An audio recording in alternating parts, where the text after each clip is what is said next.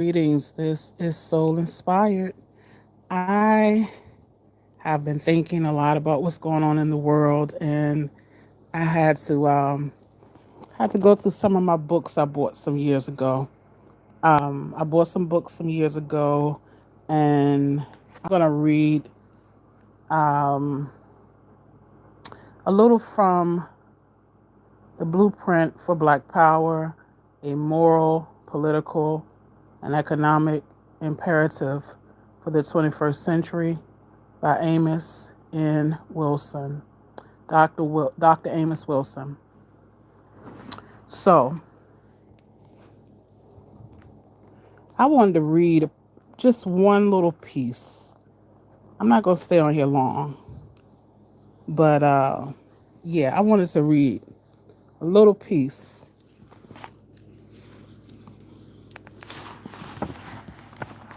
The Palm Elite Power Structure and the Palm American Nation within a Nation. And when I say Palm, you all know who I'm talking about. And I even will say small hats. So the Palm political and the economic domination of America is founded on the fact that they are an exclusive nation on American soil.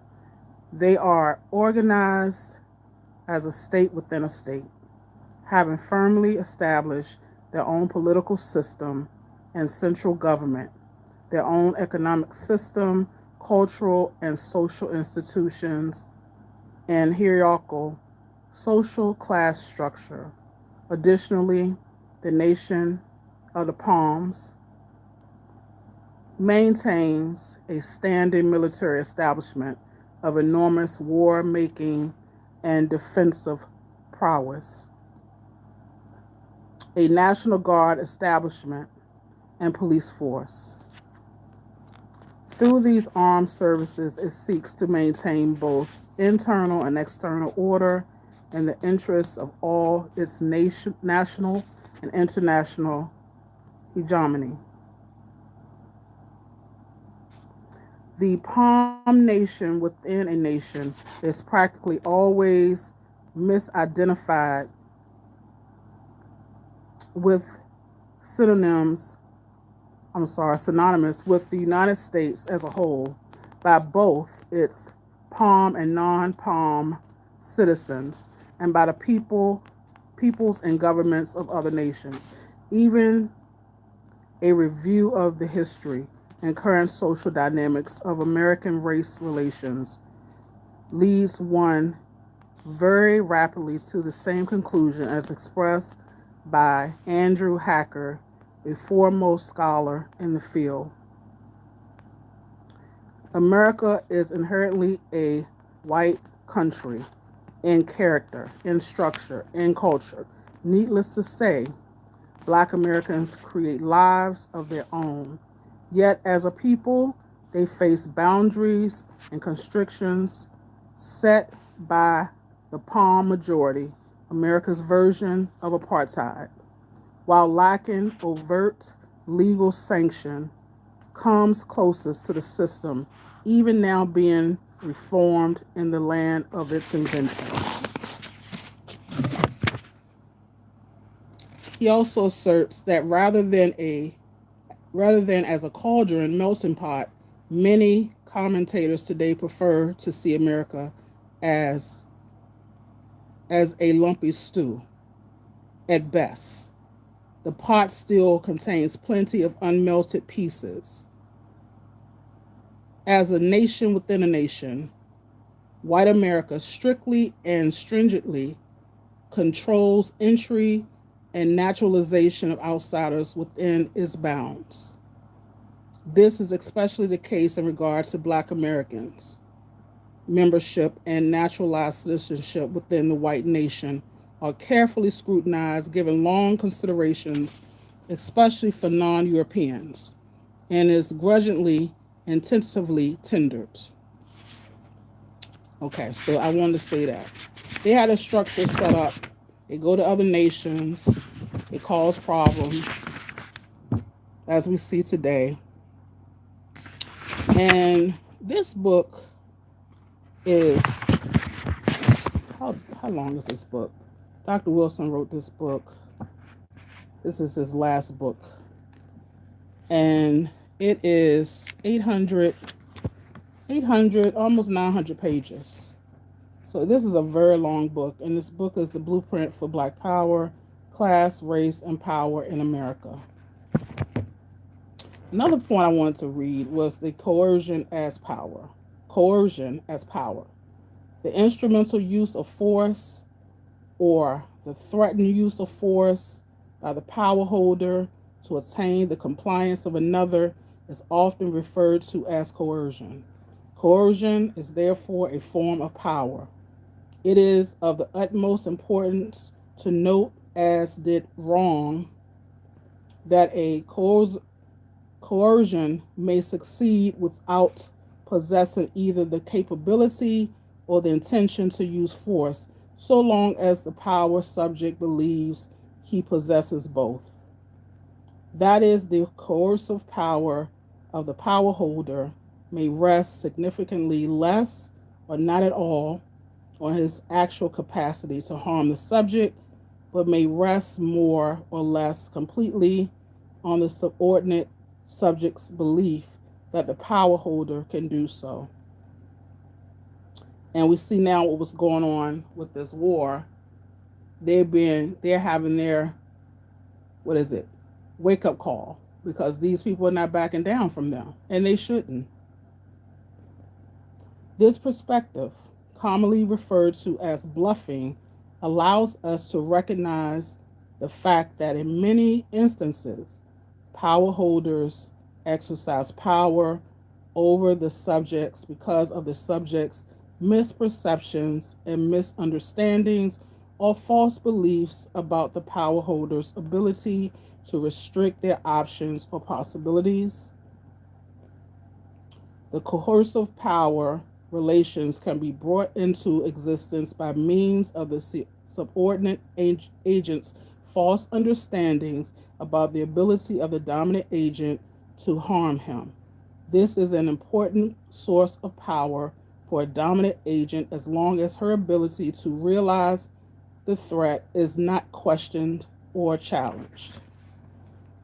While the ability of the dominant agent to coerce the subordinate subject may rest heavily on the subject's exaggerated misperception of the dominant agent's actual capacity to do him harm, equally and often of greater importance, the ability of the dominant agent to coerce the subject may rest on the subject's misperception and underestimation of his own capacity to successfully thwart the coercive or punitive actions of the dominant agent.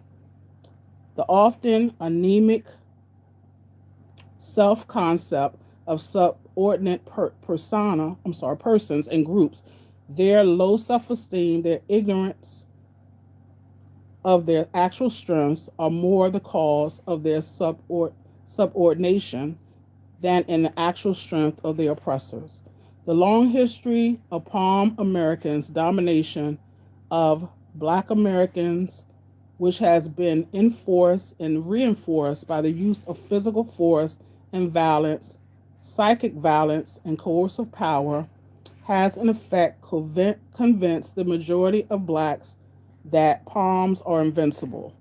Moreover, this history has undermined the self-confidence of most Blacks, narrowed their vision of their possibilities and power, restricted their aspirations to the narrow confines of racial accommodation and assimilation, to being the patrilineal recipients of white sympathy rather than expanding their aspirations to include the overcoming of white power and achieving full, unfettered self-liberation. This book is so much information in here. And I often think, how would Dr. Amos Wilson think now if he was here now after he wrote this book. I have to see the year he wrote this book.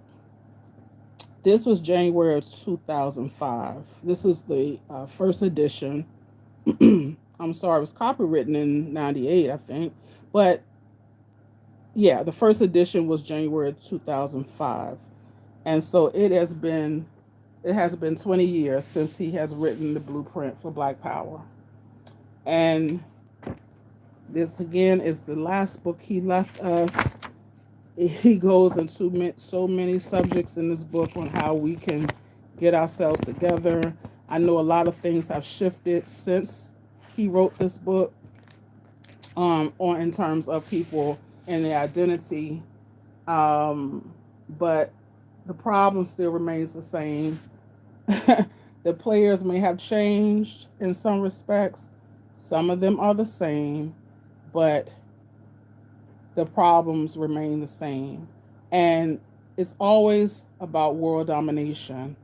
It's not just about America. It really is about world domination. All people of color around the world, these people want to dominate. That's what it's really about. They want total control of the waterways, the airways, the oil, the different what gold, silver, the minerals, the land, the food, every part, even down to our thinking. They want total control of it, and we have to realize this is what's happening. Racism, white supremacy, patriarchal anarchy is still trying to rule the planet. And I don't care what religion you are, if you hold up patriarchy, if you still believe that everything is about a man and that you think that men should rule the world and you think you have the right to just bogart yourselves into people's countries and to hurt women, children, animals, the land, destroy the land, the air, still lying, saying you going to the moon. You ain't never going to the moon. You never went to the moon, but you continue to lie. You continue to lie. And we have been under this, what is it, 400 some years? So now they're having their birthday coming up and they're having their Pluto return. And all these things are coming back around to see how we handle these things in the future. So I just wanted to read a little bit of this. I'm going to revisit this book. Excuse me if I said some things wrong or pronounced some things wrong. Dr. Amos Wilson was a scholar and he was a deep thinker, and he always has me to rethink my where I am and me in terms of learning more intense, intricate information. Uh, Dr. Amos Wilson wrote many books. He wrote many books. Where are some of these books he wrote? The developmental psychology of the Black child, the falsification of African consciousness, awakening the natural genius of Black children, understanding Black adolescent male violence, Black on Black violence. He wrote African-centered consciousness versus the New World Order. Of course, he wrote the blueprint of Black Power for Black Power.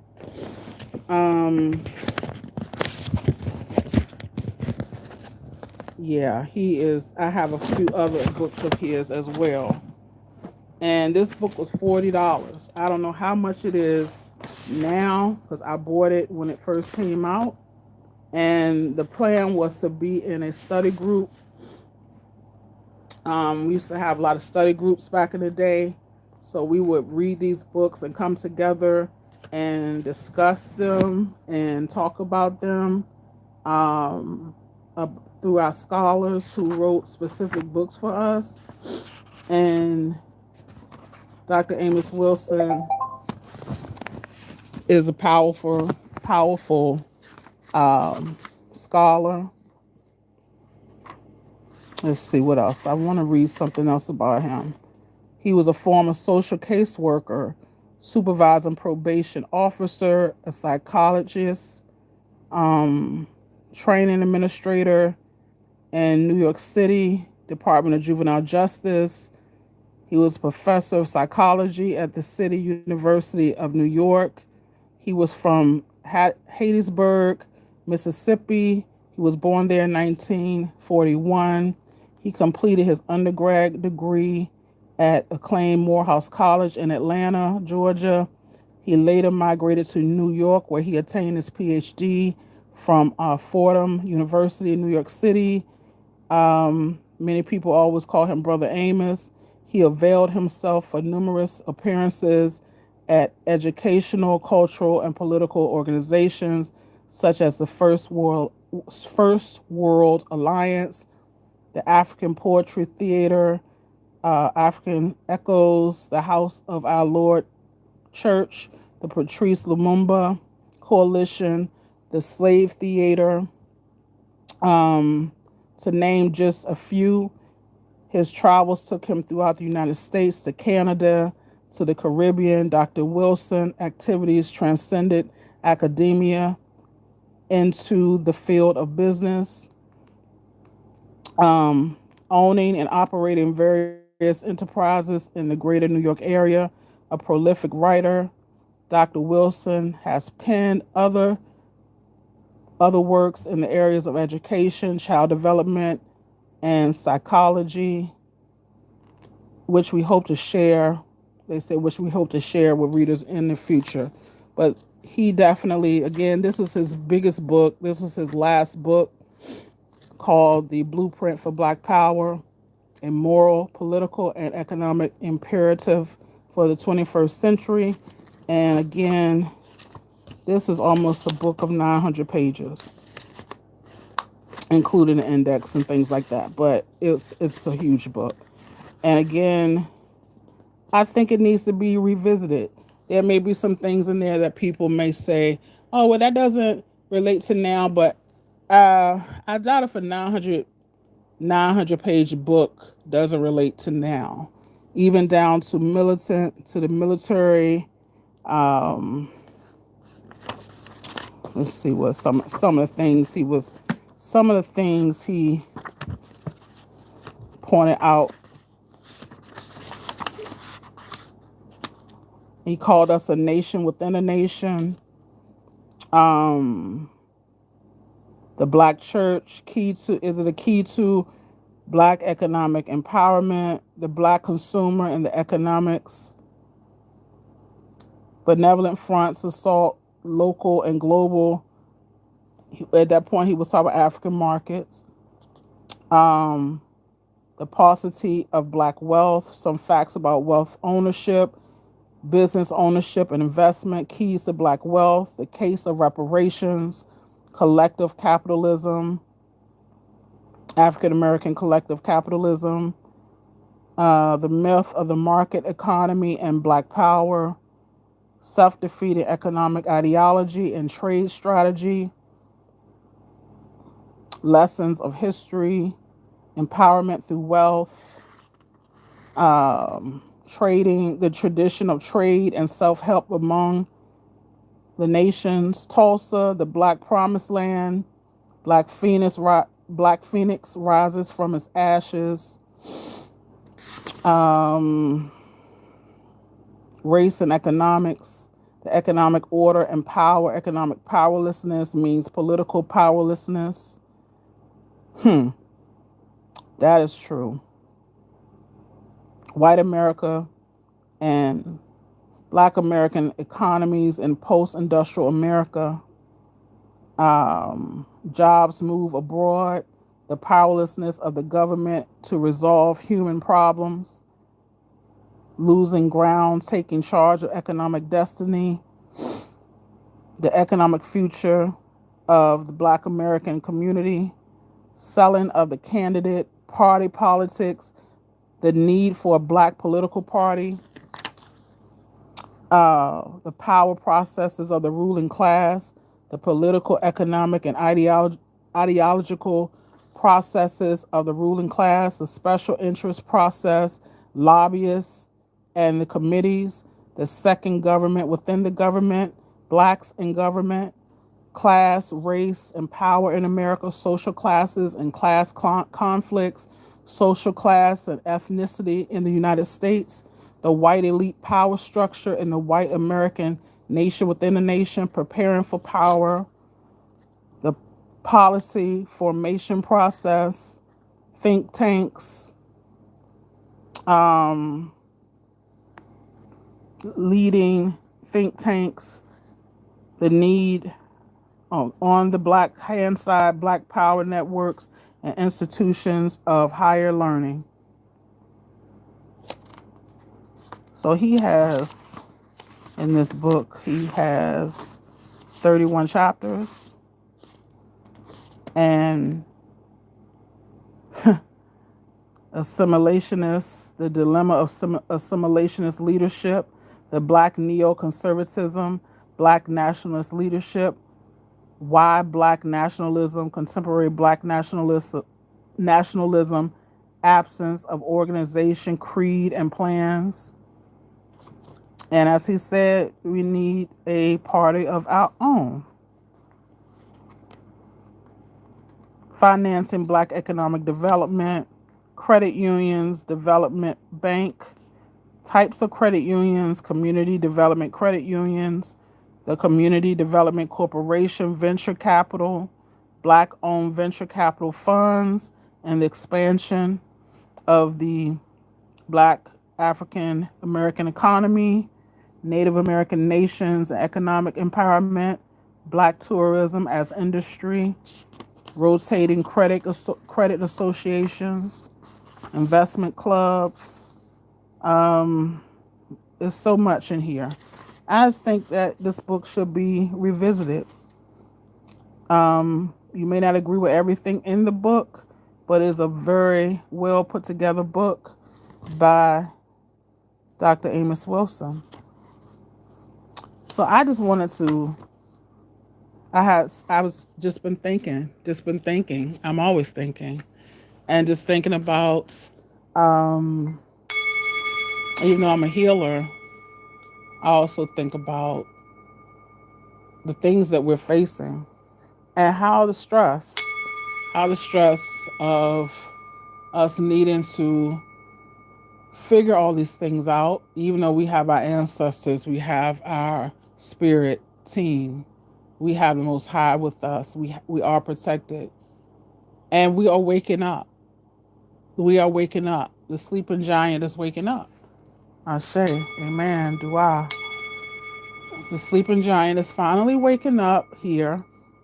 It's a beautiful thing to see. The consciousness, the awakening is happening. And again, he wrote this book in 2005, so it was released in 2005. I have the first edition. I'm thankful I bought this book, and I don't know how much it may cost now, but I think any serious Black American, this book was written by, as they say, a foundational Black American. He did come from a Pan-African view, but he was very rooted here as well. And he thought abroad. He thought about the Black collective, as we always have. And he also thought about what we need to do right here in America. Right here in America. So it's both sides of that. I think it would be, it's wonderful if somebody could really, if we could get this book back in circulation and see how this book is relevant now and can be used. It's just some amazing work of that he did. Again, this is the blueprint by Amos Wilson, and I wanted to just bring that up today. All right. Blessings, you all. I want to thank you for listening. The people who came in and left. Ashe. I don't talk about foolishness, so people will stay for a little while and they may leave, but that is okay with me. Ankh Uja Seneb, I send you peace and love. protection, love, joy, prosperity. We just had a full moon in Libra, and we have, I think all of the planets are, and they're not in retrograde, so we can get a lot of things done right now. A This is a wonderful time to use that energy of Libra Mayat to work on these things that we think about as pertains to justice and to getting our justice, and not only just about relationships and things like that, but building relationships with others so that we can have what we need here on this planet, and building relationships with our ancestors, with our families, with our friends, with our mates, and even online, ones who join me online. If you find what I'm saying to resonate, I give thanks. I have plenty of books that I can pull from, and some books I still never purchased, which is interesting. But again, this book was a book that I wanted many years ago. I bought it when it first came out, and this was going to be a book for a study group when it first came out in 2005. And Dr. Amos Wilson's last work. And I'm thankful. I'm thankful for this work. All right. Peace and love, Uncle Jasaneb, and have a wonderful, wonderful day. All right. Peace.